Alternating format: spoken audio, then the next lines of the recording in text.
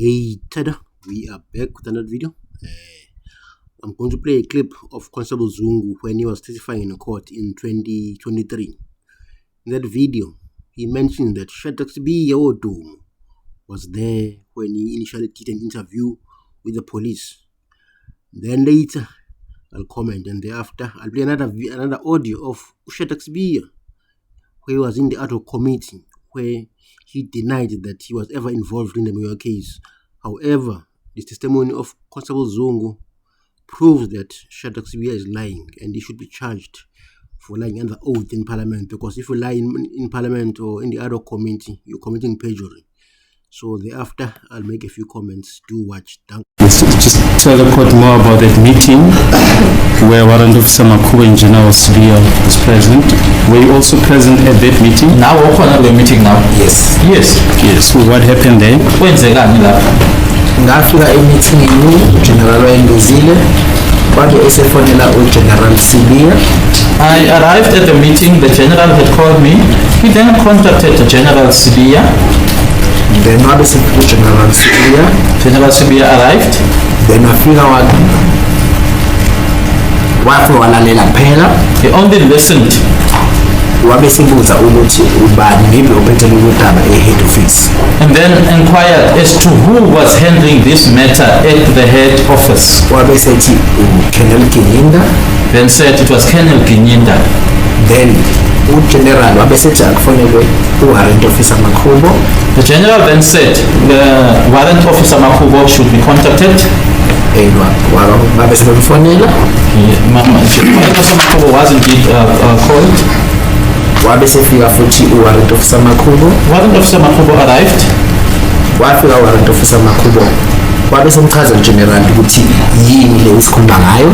Upon Warrant Officer Makubo's arrival, General then informed Warrant Officer Makubo as to what it is or what it was that we were talking about.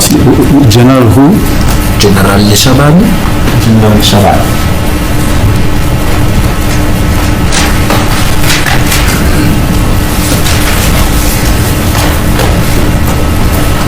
Yes. Then Warrant Officer Makubo wabe seyichitha le ndaba wathi ayikho. Warrant Officer Makubo just said that this matter there's no such. As a court, please, my lord, may that hearsay evidence be admissible? We submit that it's in the interest of justice. There's a second docket that has been brought up in these proceedings, and this communication pertains to that matter. Just repeat what you just said. My lord, the state requests that the utterances by Warrant Officer Makubo specifically. I'm sorry? The utterances by Makubo specifically. Yes, by Warrant Officer Makubo. Right. Be admitted in the interest of justice, even if it's hearsay. We submit, my lord, that it is in the interest of justice that it be allowed as it pertains to the second docket that has been brought up in these proceedings.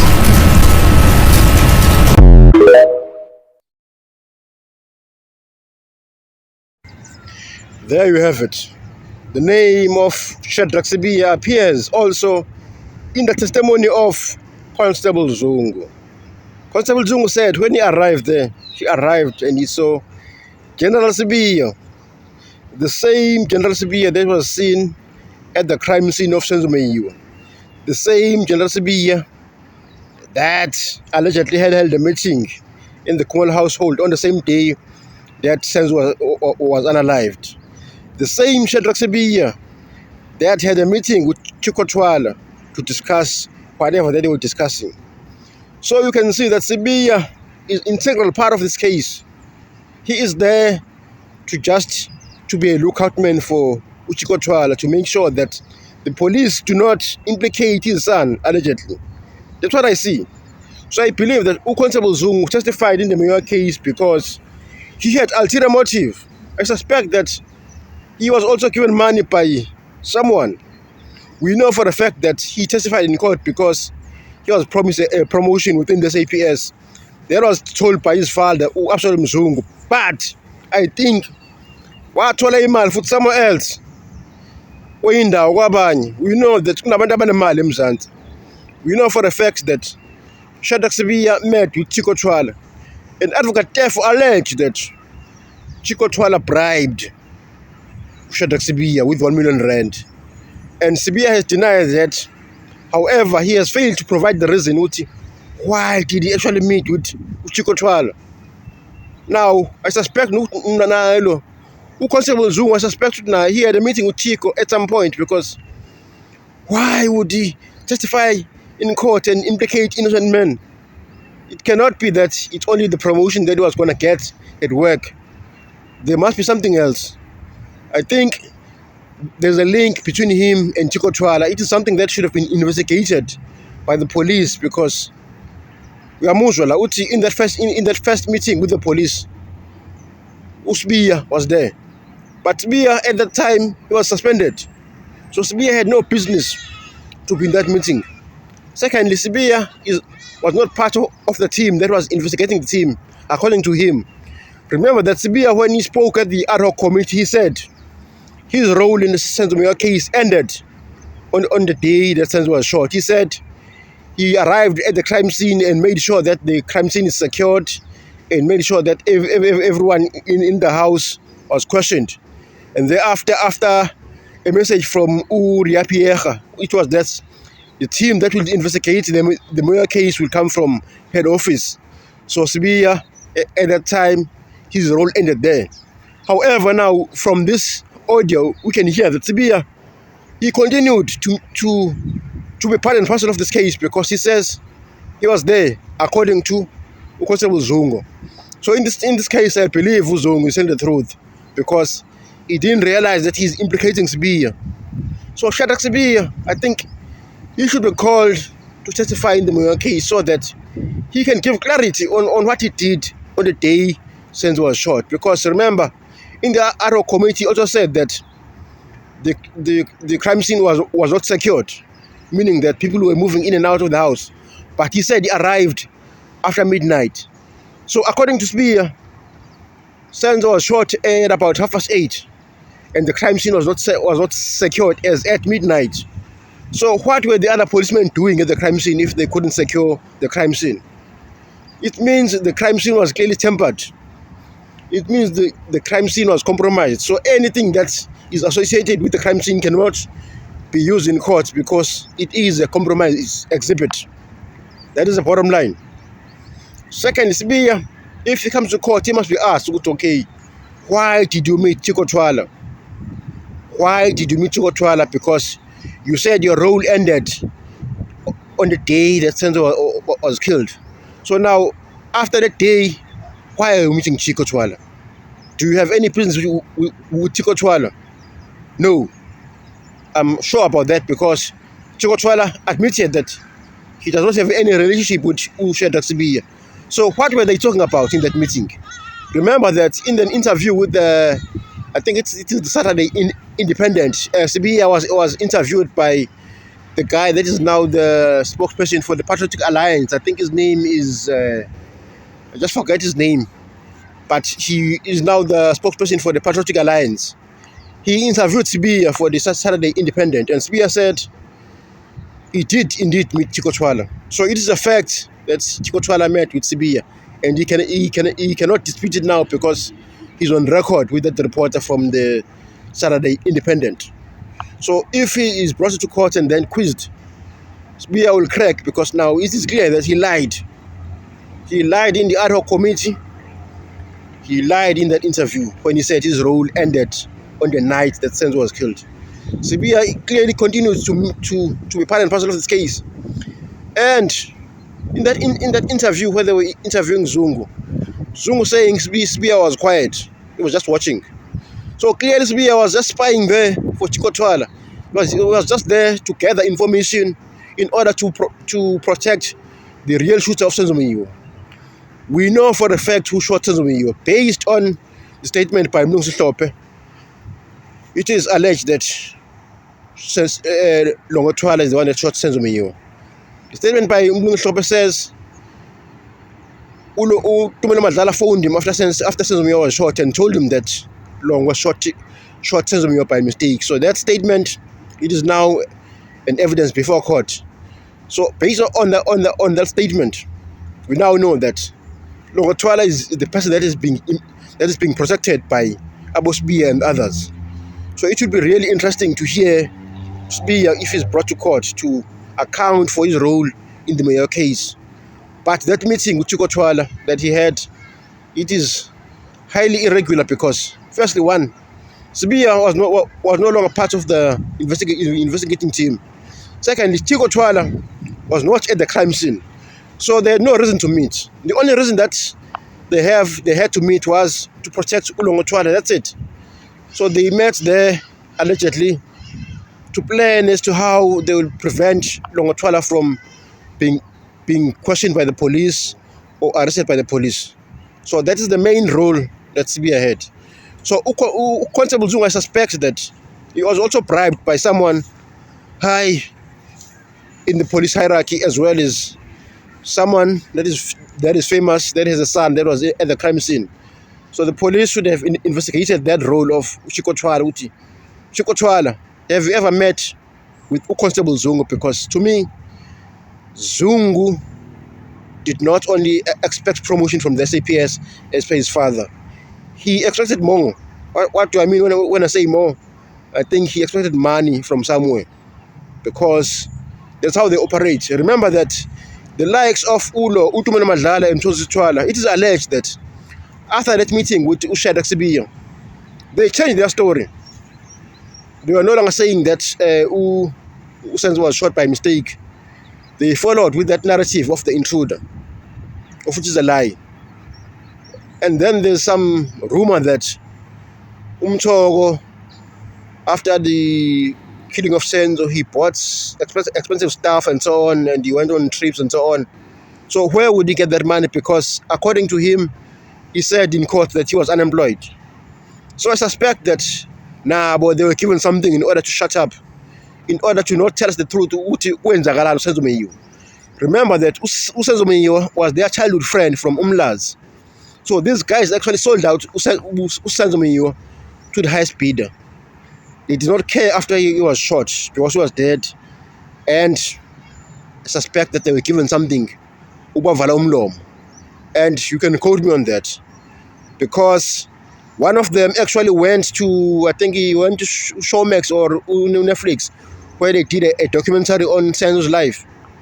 One of them actually gave the photos of Senzo Meyiwa in return for money. So uyabona boy too, Utumana Madlala no Mthunzi Sithwala imali bayithanda. So I can only conclude that the reason they are lying about how Senzo died, it's because they received money, allegedly. That is the only conclusion I can come up to, but we shall see. Let us also listen more to Constable Zungu and hear what else he had to say, and then we'll see. Case number 5, ngicabanga ukuthi unkani. Bengimazi ukuthi wakaZungu. WakaZungu. Okay, accused number 5, I knew him as Nkani, or said that he was Nkani, but I knew him as being from Zungu at the time, or as being a Zungu. The accused also denies, accused number 5 denies that this number belongs to him. It belongs to his mother, Batethelele Zungu, who is now the deceased. Constable Zungu, there in the end, we heard him saying that accused number 5, Nkani, he knew him as a Zungu. But he has accused number 5, so it's clear that Uzungu Constable he was coached on what to say in court. He was coached, because now if he knew accused number 5 very well, he would not have a problem knowing his surname. But now since he thought accused number 5 was a Zungu. Way babu. But now let us hear Shadrack Sibiya when he testified in the ad hoc committee, where he said he was never involved in the Mayor case after the 26th of October 2014. However, we know by now, because in the other clip where Constable Zungu said Shadrack Sibiya was there in that meeting. So Sibiya attended a police meeting when he was actually suspended. Just listen to Shadrack Sibiya, which we ad hoc committee, and then I comment afterwards. Thank you. I am not involved in the Senzo Meiwa case. I've never done anything wrong. And there have been many teams, more than 10 different teams that were set to investigate this thing. I have done nothing that can actually cause the matter to be, not to be successful. When Senzo Meiwa was killed, did you went to the scene? I'm actually happy that I'm being asked on the issue of Senzo Meiwa, and it's an issue that I wish I could spend time on it to clarify, so that finally South Africans can get to hear the truth. And allow me, Chair, to deal with this Senzo Meiwa issue. When Senzo Meiwa, after Senzo Meiwa was killed, I was the head of the Hawks in Gauteng. I was at home in Pretoria. I got a call from the acting provincial commissioner, who was General Musikiri at that time. I was at home at night. I didn't even know about the shooting. And it was around about 11 at night. And remember, Senzo was killed after 7:30, around about 7:30, early evening. And what I had to do as the head of the Hawks was to call a team to say, let's meet there. It's just like when a serious crime has been committed, we move, we go there. And what happened there is that as we moved, all of us, we got there. I ran straight to hospital. And simply because of the fact Senzo Meiwa is a national key point. It's a national asset. It's not ordinary member where someone can say someone has been gunned out, then as the head of the house, I'll also go there. But because it was a national goalkeeper of Holland, we all had to react, and we went. Even General Musikiri, who was the acting provincial commissioner, we all went and we met at the police station, at the hospital. When I got to the hospital, it was packed, even in the passage, even in the ward where he was lying motionless, and everybody was crying there. Even myself, I could not make my way through into the ward. I saw him lying inside there, but from outside the ward. And then I realized that it won't work. I then said to General Musikiri, I will go to the house where now the investigation must start, because now the investigation process had to start. Now, for the investigation process to start, we then had to go to the scene of crime. When we get to the house where it happened, it was packed. Outside the yard, inside the yard, there was up and down movement in the house. I'm well trained when it comes to investigations. I'm 37 years doing what I'm doing. The very first thing is to take charge of the scene of crime. Mine was to give instructions and say, please, secure the scene, preserve the scene. This is a scene of crime. Now the team had to make sure that they remove everybody on site to outside the yard so that it can be cordoned, the scene of crime can be cordoned. Remember, I arrived late at night when this thing happened, almost after 7:30, and the scene was already processed by the officials. It was processed, cleaned. The experts have done their work. Now, when I arrived there, I also found MEC Sizakele Nkosi Malobane and other generals were there. Now, ours, we come here as a fact-finding team. We come in here, we knock, we sit down in the sitting room. It's clean, there's no blood, there's no spotty that you can see, or everything is in place. And then we sit, we listen, we ask questions, what happened? This one explained, this one explained, this one explained, this one explained. This is the normal course of attending to crime scene. The MEC was there also, we were all listening. And then from there, General Musikiri and them arrived from hospital to join us. There were other generals, including General Musikiri. We all listened. And yeah, that was Shadrack Sibiya testifying before the ad hoc parliamentary committee. In that clip, he forgot one very important fact. That is, he met with Uchiko Twala. That's after Senzo Meyiwa was shot. Shadrack Sibiya did not tell Parliament that he met Chiko Twala. But previously, when he spoke to Stephen Motale of the Sunday Independent, he told him that he had a meeting with Chiko Twala based on Chiko's request. So now, Parliament clearly Sibiya has ulterior motives. He does not want Parliament to know that he met Chiko Twala, who was the father of Ulongo Twala.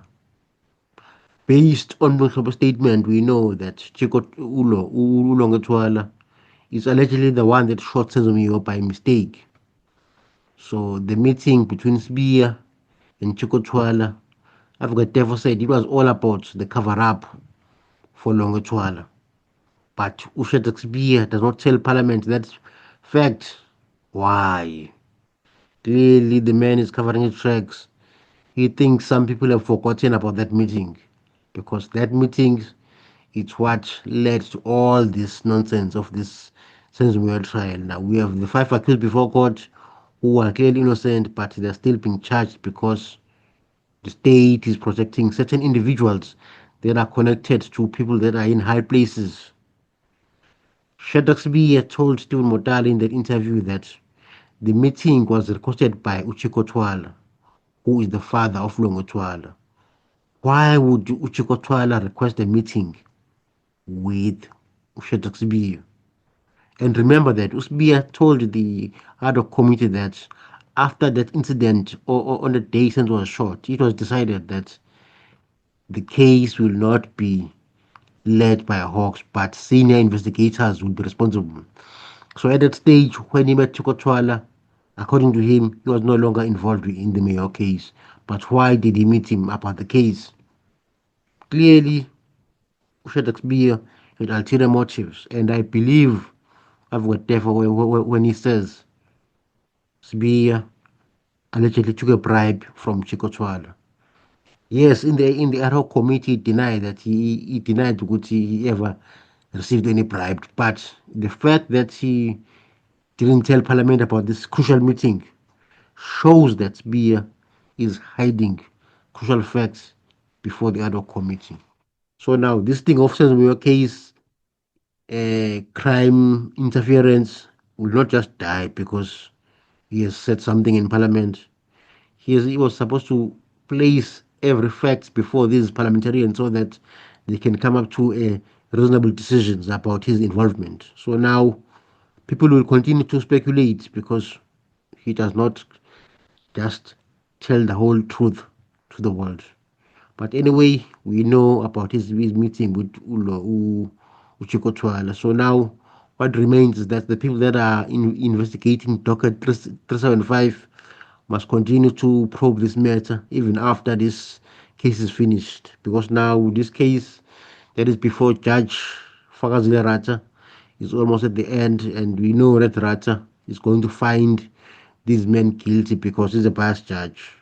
But it won't end there, because the defense will go and appeal at the Supreme Court of Appeal in Bloemfontein, and then Judge Rata's decision will be set aside, meaning that the 5 accused before court will be found innocent by the Supreme Court of Appeal, because it's clearly that there are too many things that were done that are not proper in this case. For instance, the acceptance of the confession. Clearly, the confession was obtained illegally, but Rata ignored facts like that Sibiya was driven at night until the morning. Why was he driven at night? Clearly, the police were abusing him and torturing so that he can confess. So we know that the confession was illegally obtained. The same story with the confession of Ubungan Ntanzi. Ntanzi was beaten up to the point where he had no choice but to say Gininda, yes, okay, I confess now. We know that Ntanzi said he only signed that confession because he wanted to save his life. So all this rubbish that is before Judge Fakazile Rata, it's just a waste of time. People like Warren Officer Makubo will have a chance to lead docket 75 once this nonsense is over, and then call the relevant witnesses, and then the correct accused will be charged. Who should be charged? Obviously, all the people that were in the house are guilty of something. One of them is guilty of shooting Senzo Mayo by mistake, and based on Mhlophe, we know who's that. It is Longotwala.